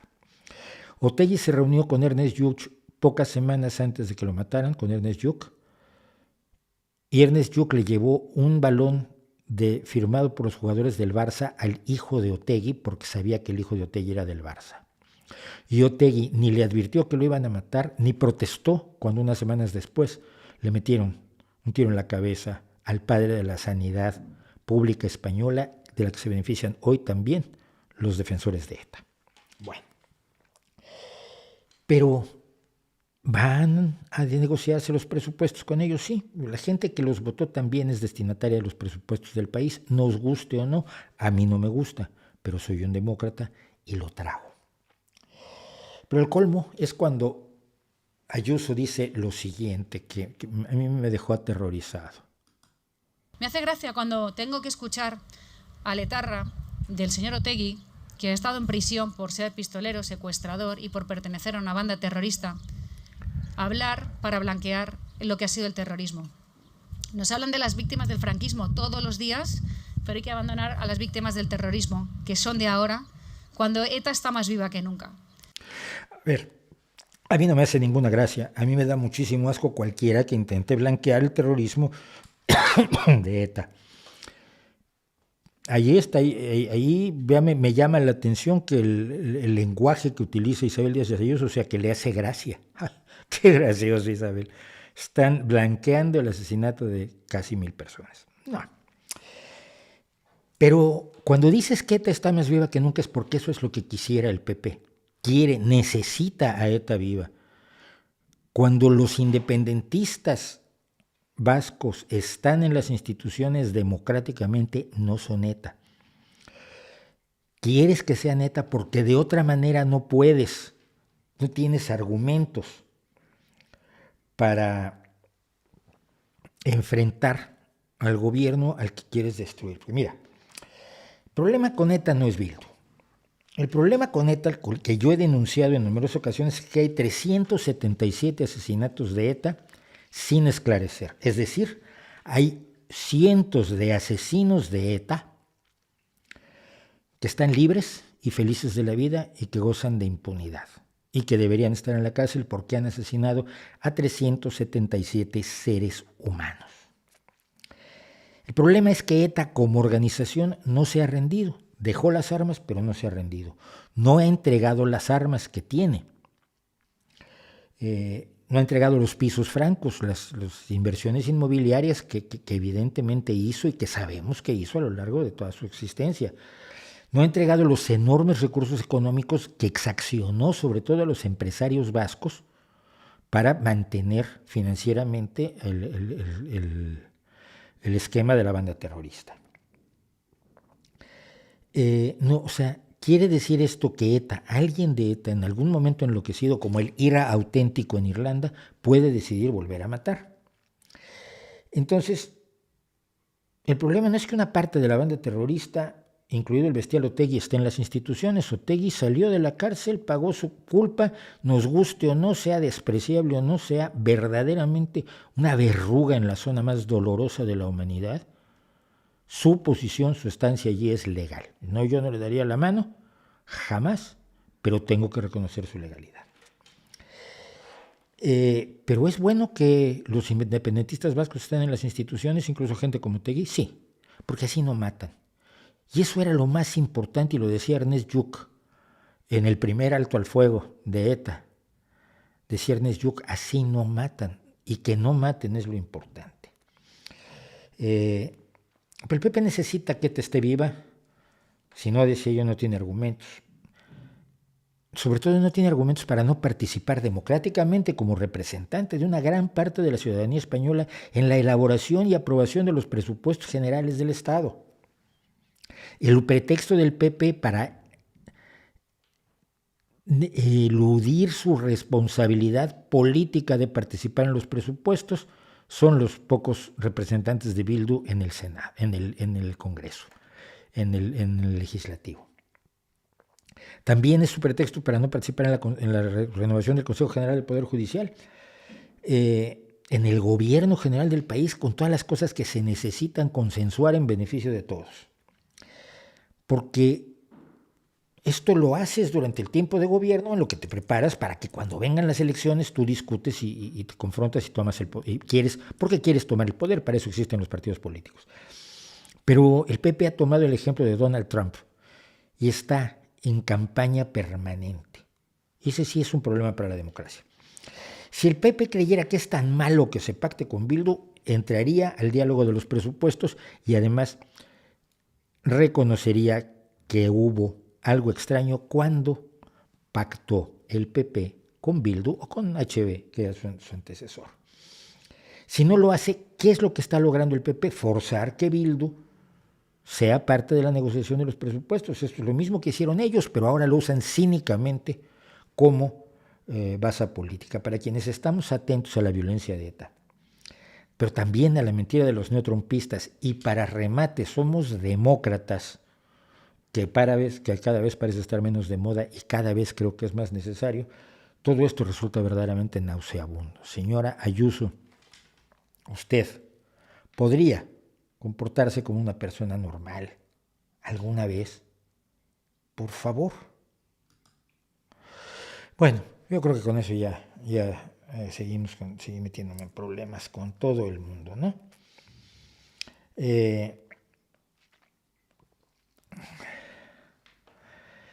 Vamos a hablar de Halloween. A ver, ¿qué más me han dicho en el chat? El chat está discretito hoy. Miren que tenemos 224 personas, pero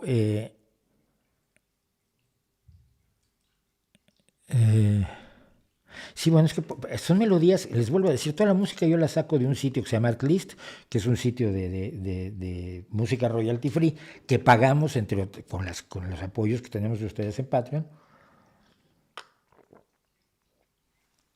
Perdón.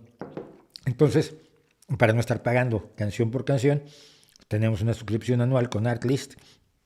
Tenemos para cosas de video otra suscripción anual con Videvo. Todo esto cuesta dinero. Y luego pues, las melodías las voy eligiendo así, un poco por variedad, pero no uso sombrero de western nunca. La camiseta no es remera. Guillermo Torres, tú eres argentino. No, en Argentina es una remera, aquí es una camiseta. En Cuba es un pulovito y tiene otros nombres. No me interesa el metal, de verdad, no me interesa el metal, solo veo algunas cosas pequeñitas. Bueno, ¿qué más? Vamos a ver, que tengo gente felicitándome, muchas gracias. Nuestra plaquita, gracias a Luis Elizondo por los superchats, siempre que mandan. También por aquí pueden apoyar con algo de dinero. Creo que el límite son $10,000, o sea que nunca manden más de $10,000. Pero sí, ¿qué opina de Albert Collins? No sé quién sea. ¿Qué va a usar de creer que le da ese insulto? Pues mira, el problema es que la gente lo usa. Ya lo he dicho y hemos hablado mucho de la edad aquí, precisamente por la que tengo yo, que es el último espacio de discriminación legítimo. Es decir, la gente te dice que eres un viejo asqueroso, porque no te puede decir que eres un judío asqueroso, un negro asqueroso, un mexicano asqueroso, un gay asqueroso, una lesbiana asquerosa. No, todo eso está muy mal visto, pero decirle a alguien, insultarlo por su edad, todavía es legítimo. Es una de las últimas discriminaciones legales y es aterrador.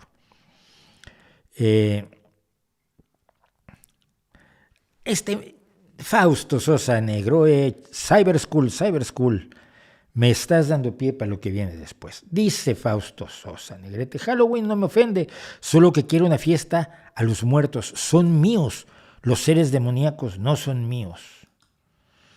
La fiesta de muertos es tuya. No. Y de eso vamos a hablar un poco ahora. Halloween y Día de Muertos. Estamos en esos días en que la gente se queja de Halloween porque no es nuestro. Es una actitud de purismo que es muy curioso que nos la hagan saber en Facebook, en YouTube, en Instagram, en TikTok o a través del WhatsApp. Desde su portátil, que no está hecho en Albacete, en Santiago del Estero, en la cañada de Humahuaca, ni en Veracruz. Tomándose un Red Bull con chetos y oyendo algo de rock, o sea, a lo imbécil. A mí me incomoda mucho el embate de los puristas contra Halloween. A mí me da igual la fiestecita, la verdad, fuera de que hacen maratones de películas de terror y eso me gustan muchísimo, no me interesa mucho Halloween. Y las películas de terror generalmente tampoco son mexicanas, españolas, bolivianas, argentinas, chilenas, venezolanas, cubanas o francesas. Porque accidentalmente, nos guste o no, el género terror se ha desarrollado mucho mejor en el cine angloparlante, ni siquiera en Inglaterra. Yo no recuerdo grandes películas, debe haberlas y me estoy equivocando, pero no recuerdo en este preciso momento grandes películas de terror británicas. Pero me acuerdo de Pesadilla en la calle del infierno, Nightmare on Elm Street, que es un planteamiento de terror maravilloso, cuando el monstruo no está afuera, sino está dentro de ti, entonces las cosas no pueden volver a como estaban. Porque el chiste de las películas de monstruos era que tú, aparece el monstruo, lo matas y todo vuelve a estar como estaba. El monstruo cambia la realidad, pero tú lo matas y entonces restauras el status quo. Esa es la historia original de Monstruos. Con Freddy Krueger tienes el problema de que ya no puedes hacer eso porque el monstruo está dentro de ti. Clive Barker trabaja mucho con el monstruo, en literatura trabaja mucho con eso. Pues de ahí en fuera, y de ahí en fuera de las películas de terror y de ver The Shining por enésima vez, gracias a Stephen King, no me interesa, pero mucha gente lo ve como una cuestión de identidad. Es que el Día de Muertos es mío. No es tuyo. Primero que nada porque tú no eres indígena. Y segundo, porque el Día de Muertos, como se maneja en México, está profundamente imbricado con el Día de Todos los Santos de la religión católica. Y ese no es nuestro tampoco, porque ni Cristo nació en Palacagüina, diga lo que diga Carlos Mejía Godoy, ni Cristo nació en Cuenca, en Albacete, en Monterrey. Cristo nació, si es que nació, en el Medio Oriente, en la zona cercana a lo que hoy es Nazaret, o Belén, o Jerusalén, o por ahí. Y todo el desarrollo de la Iglesia Católica pues, no se dio en los países hispanoparlantes ni en América, se dio en el Imperio Romano, que fue el que finalmente se lo impuso a todo el mundo. Lo contábamos el martes en el video del Malleus Maleficarum. Lo hicieron con el decreto de Tesalónica, que obligó a toda Europa a ser católica. Ni españoles ni latinoamericanos tienen nada que ver con esa historia. Y la historia de cómo era el Día de Muertos antes de la conquista es absolutamente mítica, porque no hay registros históricos fiables del tema. Todo está reconstruido, todo está mestizado, todo está mezclado, todo está alterado por su contacto con lo demás, porque no hay culturas puras como no hay razas puras. Simplemente que una cultura toque a otra, se apropia de cosas y le da cosas. A mí me da mucha risa cuando en México en México dicen concheros es muy, eso sí es auténticamente, hombre, si no había instrumentos de cuerda, que es como cuando en el altiplano en Bolivia o en Perú te dicen que el charango sí es verdaderamente, auténticamente indígena. No, es otra copia, igual que los concheros en México, son copias de las bandurrias y mandolinas y bandolones y mandolinas que traían los españoles a lo largo de toda la colonia. No hay un nuestro y un de ellos en esto. Yo siempre recuerdo que ahora en México se utiliza mucho pintarse la cara como calavera. Esto hace 20 años no se hacía, es una moda nueva. Ahora, un día va a ser lo más tradicional del mundo, ya lo hacían nuestros ancestros, los antiguos mexicanos, 1000 años antes de la llegada de los malvados europeos. No es cierto, se inventó hace 10 o 12 años, como el desfile. El desfile se le copió al 007.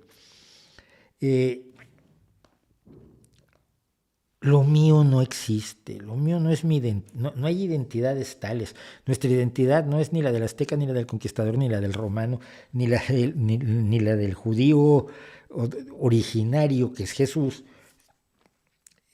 Todo lo que tenemos son mezclas culturales y tenemos que celebrarlas. Halloween y Día de Muertos pueden convivir, sí, hombre, qué bien. Y podemos divertirnos mucho, y si los niños pueden, ahora ya no pueden por la pandemia, pero si pueden ir a que les den dulcecitos, pues qué bien. Y si les gusta disfrazarse de brujas en vez de tenerles miedo, pues mejor todavía. ¿Y qué pasa? No pasa absolutamente nada. Y tenerle miedo a la contaminación cultural no es distinto de tenerle miedo a la contaminación étnica y racial. Es creer en una pureza falsa, en un pasado mítico, glorioso, que se inventan los fascistas. Todo pasado mítico, glorioso se lo inventan los fascistas. Todos tenemos pasados míticos. Mi abuelo era campesino por acá, pastor de cabras. Yo soy de un linaje potente de pastores de cabras. Hay pastor de cabras por aquí, por Llanes, en Asturias, ¿no? Pues no me estoy creando un pasado mítico glorioso como el que se crean los que finalmente tienden hacia el fascismo. Todos somos mestizos y todos salimos de África y no volvimos. Salvo los etíopes que volvieron, porque lo que se sabe hoy es que incluso los etíopes que viven en la zona donde apareció nuestra especie no son originarios de allí. Es decir, son gente que regresó. No hay nada originario. No hay nada puro, no hay nada santo. Entonces, por favor, Europa no era un fuerte estanco tanto que la razón por la que se llega a América es porque se buscaba un mejor comercio con Asia, que tampoco estaba a la vuelta de la esquina, que también era muy distinta. No hay compartimientos estancos, no hay culturas estancas. El mestizaje, eso que hoy llaman globalización, los que creen que han descubierto el agua tibia, ese mestizaje, esas corrientes de mestizaje son tan amplias que se crea una cultura global. Y esa cultura global es enormemente interesante porque lo que te dice es que todas las culturas son tuyas. No es que el Día de Muertos sea tuyo y el Halloween no lo sea, o que el Día de Todos los Santos lo sea y no lo sea el Halloween y el Día de Muertos. Todos son compatibles y todos son partes de la cultura. La única cultura, la cultura humana, que tiene muchas variedades, que tiene muchas diversificaciones, que tiene una enorme riqueza, porque al final se toca toda, y si tú sigues, así como el juego de los 6 grados de separación, que hay 6 grados que te separan de todo el resto de la humanidad, o sea, tú conoces a alguna persona, tú busca a cualquier persona y tú conoces a alguien que conoce a alguien, que conoce a alguien, que conoce a alguien, que conoce a alguien que lo conoce. Del mismo modo, tu cultura se puede relacionar con todas las culturas a través de un juego como el de la relación de los 6 grados. No hay culturas puras, por lo tanto, dejen de creer en eso. Y lo último que diría es algo que escribí hace un tiempo.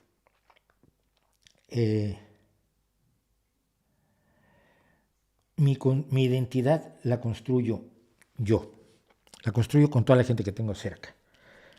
La construyo con todo lo que tengo a mi alcance. Todo implica la música andina, la música del didgeridoo australiano, la música de Bach, el blues, los viajes espaciales, Leonardo da Vinci, todo, absolutamente todo. Si tú te niegas a ti mismo una experiencia cultural, te estás haciendo daño tú solo, de verdad. Así que por favor, dejen esa pelea, no le veo yo demasiado sentido.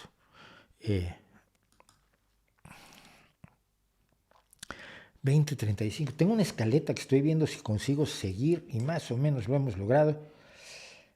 Voy a adelantarme a una cosa porque si no nos va a dar tiempo. Sí nos va a dar tiempo. Miren, Me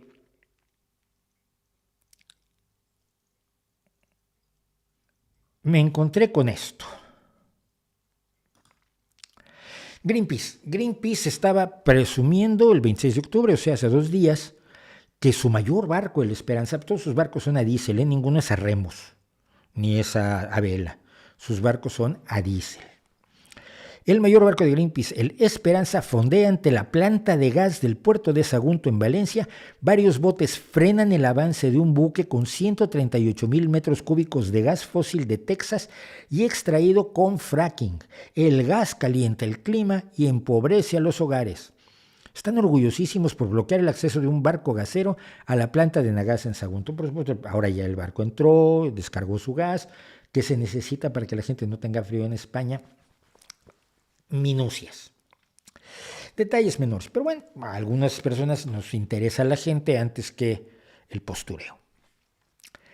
Pero me encuentro con lo siguiente. Me encuentro con una larga... no tan largo. Un pequeño hilo de Twitter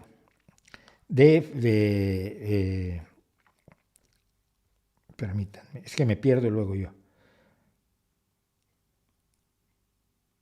Yo pongo las cosas 2 veces en mi guión y entonces, bueno, es un lío increíble. Bueno, Manuel Fernández Ordóñez, que es un experto en energía, y con el que tengo graves diferencias porque es un hombre profundamente de derecha, pero sus datos son perfectamente válidos, son datos. Y entonces, pues se frena el avance de este buque y Greenpeace está bien contento.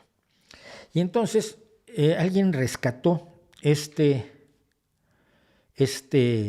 hilo de Twitter de Manuel Fernández Ordóñez que dice: hoy que es viernes, hoy que es jueves, vamos a hablar de cómo Greenpeace te toma por imbécil. Cómo en nombre del clima hacen negocio vendiendo gas ruso,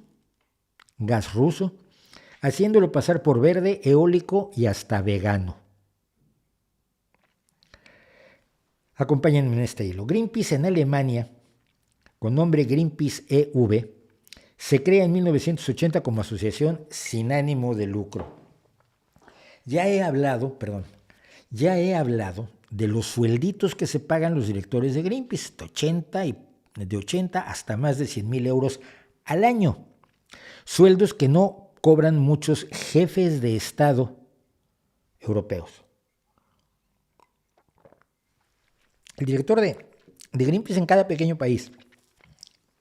Bueno, en 1999 Greenpeace funda la empresa Greenpeace Energy EG. Y en 2001 funda otra empresa, Planet Energy. Para no tener ánimo de lucro, tener 2 empresas, pues las empresas tienen ánimo de lucro, si no, haces una asociación civil, ese es otro tipo de organización. Lo mejor es la excusa. Según ellos, como no había nadie que suministrara electricidad con los estrictos requisitos medioambientales que tiene Greenpeace, pues ellos fundaban su propia compañía para ofrecerte energía eléctrica con sus extremadamente estrictos requisitos para que pudieras ver tu televisión sin pensar que estás haciéndole daño al medio ambiente. Llega el 2011 y Greenpeace Energy empieza a suministrar un gran producto, Pro Wind Gas. Pro de profesional, supongo, wind de viento y gas de gas. ¿Y esto qué viene siendo? Bueno, pues que utilizaban energía eólica para producir hidrógeno como combustible. A priori suena bien, ¿verdad? También producen biogás, o sea, gas a partir de residuos orgánicos que son basura o restos de remolacha, que la remolacha, quien no lo sepan, en Europa se usa muchísimo para obtener azúcar, más que la caña de azúcar, porque aquí no se puede plantar caña de azúcar por motivos climatológicos. Ahora empieza la fiesta. Todo esto lo mezclan con gas ruso. El hidrógeno mezclado con gas ruso se llama ProWind Gas. El hidrógeno mezclado con gas ruso y biogás se llama ProWind Gas Plus. Y el hidrógeno más gas ruso más biogás de remolacha se llama ProWind Gas Vegan Plus. Ahí vegan quiere decir vegano. O sea, gas de viento profesional vegano plus. Y uno piensa, bueno, Manuel Fernández Ordóñez, que escribió esto, no te pases, seguro que es todo hidrógeno y lo mezcla con un poquito de gas ruso. no sean más mal pensados. Y se va uno a los datos y ya se descojona. Más del 99% de lo que está vendiendo Greenpeace como gas eólico, vegano, natural, más del 99% es gas ruso. 99% de gas ruso y 0,6% de hidrógeno eólico hace la ProWind Gas. Como dice Manuel, podrían llamarlo ProPutin Gas. Llevan haciendo esto desde 2011, o sea, 10 años, viéndole la cara a la gente, vendiéndole un gas que se supone que proviene de los estrictos requisitos, y en realidad están vendiéndoles esencialmente gas ruso. El que se descojona es Putin, que le está vendiendo gas a Alemania, y están haciendo este gran gasoducto, que es motivo de muchas discusiones, hacia Alemania, porque Alemania decidió abandonar la energía nuclear cuando es la única esperanza real que tenemos de evitar la quema de fósiles y parar el cambio climático, cosa de la que apenas se está empezando a dar cuenta la gente después de que algunos llevamos muchos años peleando por ello. Así que, dependiendo del tipo de biogás que metan, se flipan más o menos con el nombre. Si el gas proviene de basura, la tarifa se llama ProWind Gas Plus. Si el gas viene de plantas remolacha, la tarifa se llama ProWind Gas Vegan Plus, 0,6% de gas de remolacha, pero ya es vegano. No me digáis que el de marketing no es un genio. Y en otra muestra espeluznante de tener más cara que un saco de sellos de correo, explican que en realidad ellos no quieren hacer esto, pero que la tecnología va lentamente y entonces se ven obligados. Eso me lo pueden decir también todas las compañías gaseras y petroleras del mundo, ¿no? Y no necesito que se pongan la cara de que son los buenos del partido. Y aquí ya Manuel se vuelve malo y dice, para completar el elenco de gilipolleces únicamente les falta la tarifa estrella ProWind Gas Vegan Plus con perspectiva de género transversal, inclusiva, progresista y resiliente. En fin, háganse un favor ustedes mismos, dense de baja de Greenpeace. Voy a poner luego un enlace del periódico de la energía que contó también esta historia aterradora. Mi amigo J.M. Mulet, que es autor de libros importantísimos como Transgénicos sin miedo, comentaba y lo desveló en su viejo blog Tomates con Genes, que aquí en España Greenpeace vendía semillas transgénicas. Es decir, Greenpeace es sin fines de lucro, pero siempre te anda vendiendo algo. Y durante un tiempo Greenpeace estuvo vendiendo semillas transgénicas. Tienen más cara que espalda, tienen más cara que la isla de Pascua. Es una desvergüenza increíble de gente que vive de esto y que nunca va a permitir que algo esté bien hecho, porque si reconocen que algo está bien hecho, pierden su razón de ser y sobre todo pierden sus ingresos. Así que lo de Greenpeace es cada vez más un negocio sucio y cada vez más gente, poco a poco, creo yo, se va dando cuenta, afortunadamente. Y así estamos con ello. Bueno, estábamos hablando y quiero hacer esto rápidamente porque quiero llegar a la poesía, ya que la vez pasada no pudimos hacer el esquema de poesía, la sección de poesía, porque lo dedicamos casi todo a la conversación que tuvimos con The Warning. Pero hay una tragedia en México de la que estamos enterados todos los mexicanos desde hace muchísimos años, y es el de la venta de niñas. No es que, es en gran medida lo que pasa en países que hallamos despreciables, como los países de teocracias islámicas, donde te puedes casar con una niña si pagas la cuota adecuada a sus padres. En Guerrero, en el estado de Guerrero concretamente, se puede, o sea, la costumbre es que cuando alguien quiere algún día matrimoniarse con una chica, pues cuando ella es pequeñita, tiene 9, 10 años, le paga una determinada cantidad al padre y entonces el padre se compromete a que se case con ella. Esto dispara las tasas de matrimonio infantil, porque si se va a casar a los 14, ¿por qué no se casa a los 12? ¿Por qué no se casa a los 16? El matrimonio infantil es una de las grandes tragedias del mundo para las niñas, porque no hay casi niños casándose en el mundo. Lo que tenemos en la gran mayoría de los casos son niñas niñas que se casan con señores de 40, 50, 60, 30 años si quieres, pero que se casan con adultos y que son utilizadas sexualmente cuando son sexualmente inmaduras, con los resultados que luego vemos, embarazos de niñas de 11 años, de 9 años, de 14 años, que no deberían ser, porque es gente a la que se le ha robado su infancia, se le ha robado su libertad, se le ha robado su oportunidad de ser persona y además se le ha robado su posibilidad de soñar y la totalidad de su futuro. Si eso no es suficiente para indignarse, yo no sé qué lo sea. Amnistía Internacional, si es Amnistía, creo que tiene una campaña contra los matrimonios de niñas en África, y yo veo constantemente videos de niñas de países islámicos, de países africanos islámicos sobre todo, de niñas que tienen a su bebé, que tienen 15 años y que su futuro es un interrogante enorme, es un interrogante gigantesco, y es indignante que pase en México. Y esto también, evidentemente, los problemas económicos crean un tipo de prostitución, que es la prostitución por necesidad o por obligación, que también implica abusos y violaciones. No es igual la mujer que a los 20 años decide que se va a dedicar a la prostitución, porque es lo que de las opciones de trabajo que tiene, esa es la que le gusta, o es la que elige, o es la que tiene que tomar, no es igual a quien obligan a prostituirse. Eso no es prostitución, es esclavitud.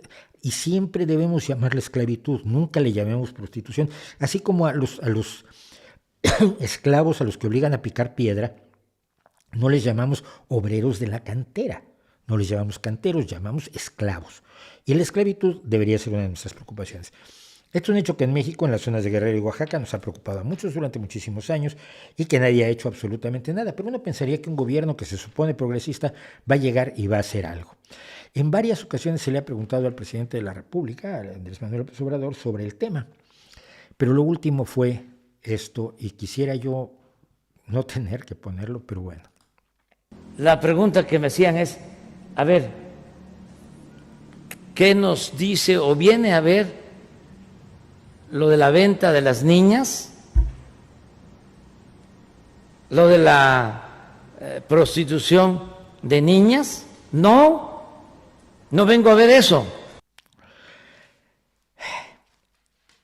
Simplemente por no dar una imagen tan aterradora, deberías decir, no es lo más importante porque es poco frecuente, pero sí, claro que lo vengo a ver, porque cada una de esas niñas merece la protección de su gobierno, de su presidente, del Estado, de toda la sociedad. Cuando te desentiendes de los niños, te desentiendes de todo. Vamos a ver cuál es la lógica, y la lógica es tan enormemente perversa que te pone a pensar. Porque eso no es la regla. En las comunidades hay muchos valores. ¿Qué es lo que ha pasado por la cabeza cada vez más desorganizada de este personaje? Si hablas de un problema tan grave, tan terrible como es la venta de niñas por el matrimonio de niñas, la prostitución de menores de edad, la prostitución que no es prostitución, la esclavitud sexual de menores de edad. Si hablas de eso, estás denigrando a las comunidades indígenas y a los pueblos mexicanos. Entonces, como no es la regla, como no se vende más del 51% de las niñas que nacen en México, no se le debe prestar ninguna atención porque es una falta de respeto a los pueblos. Eso es lo que ha dicho y esa es la lógica que maneja y se la cree. Y se la cree de una manera tan increíble que lo obliga a uno a preguntarse ¿cómo puedes cerrarte ideológicamente en una fantasía de un indigenismo absolutamente inventado en la urbe, inventado en el asfalto, inventado en la universidad, inventado en donde Nunca has tenido que ver con los indígenas más que para que te aplaudan o te den de comer, porque eres el glorioso Salvador. No puedas abstraer totalmente el dolor de las víctimas y las ocultes bajo la idea de que estás defendiendo los valores de los pueblos indígenas. Culturales, morales, espirituales. Eso puede ser la excepción, pero no es la regla. ¿Y qué? ¿Qué tiene que ver que no sea la regla? El hecho de que no sea el hecho de que no maten a todas las personas en México, ¿quiere decir que no vas a luchar en contra del asesinato? Me parece que es lo que está haciendo precisamente. Es decir, ¿por qué tendría que ser la regla para ameritar la preocupación por parte del Estado ante seres humanos, niños, que están siendo victimizados? ¿Qué acaso entonces la prostitución nada más está con los pobres? No, ¿y qué? Entonces, toda una campaña en ese sentido. Pero no es motivo para cuestionar a nadie. No es motivo para cuestionar a nadie, te voy a decir. Es motivo para cuestionar a los dirigentes de esas organizaciones, de esas comunidades. Es motivo para cuestionar a los padres que venden a las hijas, es motivo para cuestionar a los miserables que las compran. Es motivo para cuestionar a los presidentes municipales, es motivo para cuestionar a los gobernadores y es motivo para cuestionarte a ti. A ver si algún día asumes alguna responsabilidad de algo. Es que es muy enajenante el manejo de la información, o mejor dicho, la información que se transmite para distorsionar, para deformar las cosas. O sea, si se transmite el hecho de que tenemos este problema de venta de niños, se distorsionan las cosas porque no se están vendiendo a todas las niñas, hombre. Entonces, en la montaña y en todo Guerrero y en todo México hay muchos valores. Hay una gran reserva de valores en el México profundo para regenerar la vida pública. La vida pública, evidentemente, no se puede regenerar si no atacas las cosas más aterradoras, los problemas más lacerantes, a las víctimas más inocentes. La idea de que hay una reserva de valores idealiza a los pueblos indígenas, y quizás esto es una reacción natural ante la denigración y la ofensa constante a los pueblos indígenas que el racismo mexicano ha emprendido, pero al final lo que está haciendo es desentenderse de las víctimas. Me dicen que el título AMLO y la venta de niños es ofensivo. Debería ser mucho más ofensivo. Tengo un interés enorme, personal, en ofender lo más posible a Andrés Manuel López Obrador por este tipo de declaraciones. Ha perdido el norte, ha perdido la brújula, ha perdido todo el sentido. Vive en un mundo paralelo en el que las víctimas más indefensas no ameritan su atención, porque vive en un mundo de ideales platónicos, absolutamente imaginarios, absolutamente de cuento de hadas. Ojalá pudiera yo ofender más al observador, ojalá lo pudiera yo volver a tener enfrente, como lo tuve en 1999. Y para quitarnos el mal sabor de boca y para terminar, ahora sí voy a tener a todos los López Obradoristas insultándome un favor rápido a todos los que están viéndome, si fueran tan amables nos vamos a colgar un poco. Fritz Lang hizo buen cine de terror, es cierto. El gabinete del doctor Caligari es de Fritz Lang. Sí, bueno, mira, ahí estamos. Cópienme el chat y me lo mandan al correo electrónico RVDSQS, por favor, para rescatar lo que sea rescatable del chat y comentarlo la semana próxima, porque ahora hay que hacer esto que si no lo hago me parece muy mal y me equivoco yo.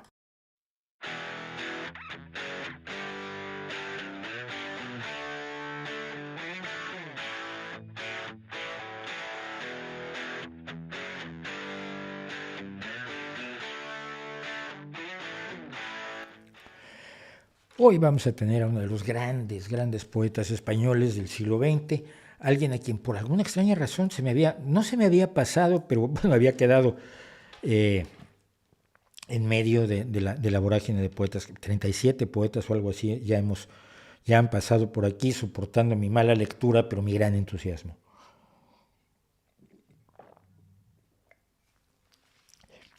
Y voy a empezar con un poema. Yo ya saben que no tengo problema en llorar, ¿eh? La poesía me emociona y a veces se me salta una lágrima, es como que me da algo aquí. Ya lo han visto, así que no dice nada de bueno. Este poema tenía un epígrafe, no me acuerdo de cuál era el poema del poeta, creo que era de Verlaine, pero vamos, me equivoco y me van a insultar toda la vida, que decía Chavaux de bois, caballos de madera, el que fue el que dio origen a este primer poema de Antonio Machado, hombre que nació, por cierto, en 1875 y murió en febrero de 1939, poco tiempo después de la caída de la República. Murió en Francia, en Collioure, y él era evidentemente un defensor de la legalidad democrática republicana, legalidad absoluta que rompió un golpe de Estado. Y dice: Pegasos, lindos Pegasos, caballitos de madera. Yo conocí siendo niño la alegría de dar vueltas sobre un corcel colorado en una noche de fiesta. En el aire polvoriento chispeaban las candelas y la noche azul ardía toda sembrada de estrellas. Alegrías infantiles que cuestan una moneda de cobre. Lindos Pegasos, caballitos de madera. ¿Por qué me gusta tanto? No lo sé. Pero él fue el que escribió esto que también se aplica a todos los españoles de hoy. Y me incluyo, porque aparte de mexicano soy español y estoy orgullosísimo de ninguno de los dos, pero no estoy igualmente orgulloso de ser español que de ser mexicano, o sea, cero, pero me asumo como tal. Vivo en España y no olvidemos que una de las mejores definiciones la dio algún argentino, ya no me acuerdo quién fue, que dijo: patria es el lugar donde te ponen de cenar. Pero esto define a toda la gente que yo conozco en España, a todos los refugiados españoles que conocí, que me formaron y me forjaron, y me define también quizás a mí. Ya hay un español que quiere vivir y a vivir empieza, entre una España que muere y otra España que bosteza. Españolito que vienes al mundo, te guarde Dios. Una de las dos Españas ha de helarte el corazón. Y hoy seguimos teniendo esas dos Españas y se habla con frecuencia de esas dos Españas. Me encanta, una de las capacidades de Machado es la de hacer una pintura, una especie de paisaje al óleo con palabras. Me parece uno de los grandes detalles de su poesía, y un excelente ejemplo es este Sol de invierno. Es mediodía, un parque, invierno, blancas sendas, simétricos montículos y ramas esqueléticas. Bajo el invernadero, naranjos en maceta, y en su tonel pintado de verde, la palmera. Un viejecillo dice para su capa vieja: el sol, esa hermosura de sol. Los niños juegan, el agua de la fuente resbala, corre y sueña, lamiendo, casi muda, la verdinosa piedra. Y si no te lo imaginas todo en tu cabeza, tienes un problema en tu imaginación visual. Y esto que es inevitable porque el gran poeta es Lorca, y escribirle a la muerte de Lorca se ha hecho mucho, pero nadie lo ha hecho como Machado. Este poema se llama El crimen fue en Granada. Primero, el crimen. Se le vio caminando entre fusiles por una calle larga, salir al campo frío aún con estrellas de la madrugada. Mataron a Federico cuando la luz asomaba. El pelotón de verdugos no osó mirarle a la cara. Todos cerraron los ojos, rezaron: ni Dios te salva. Muerto cayó Federico. sangre en la frente y plomo en las entrañas. Que fue en Granada el crimen, sabed, pobre Granada, en su Granada. 2. El poeta y la muerte. Se le vio caminar solo con ella, sin miedo a su guadaña. Ya el sol en torre y torre, los martillos en yunque, yunque y yunque de las fraguas. Hablaba Federico requebreando a la muerte. Ella escuchaba, porque ayer en mi verso, compañera, sonaba el golpe de tus secas palmas, y diste el hielo a mi cantar y el filo a mi tragedia de tu hoz de plata. Te cantaré la carne que no tienes, los ojos que te faltan, tus cabellos que el viento sacudía, los rojos labios donde te besaban. Hoy como ayer, gitana muerte mía, qué bien contigo a solas por estos aires de Granada, mi Granada. 3. Se le vio caminar.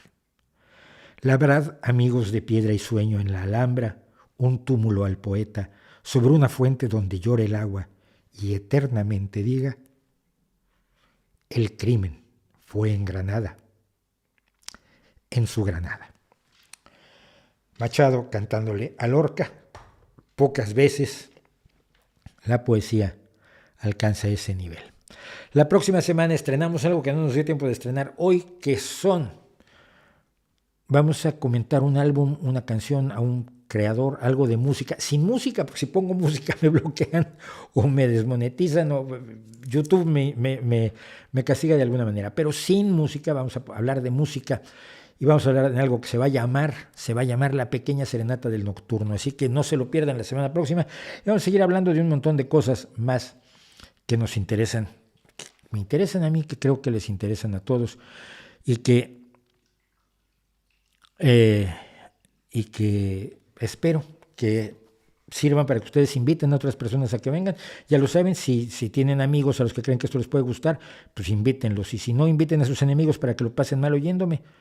Y entonces tendremos más gente. Apoyen en lo que se pueda en Patreon, en PayPal, en GoFundMe. Me enferma pedir dinero, pero si fuera yo rico, hijos míos, tendríamos mejor producción y no perdería yo tiempo en eso.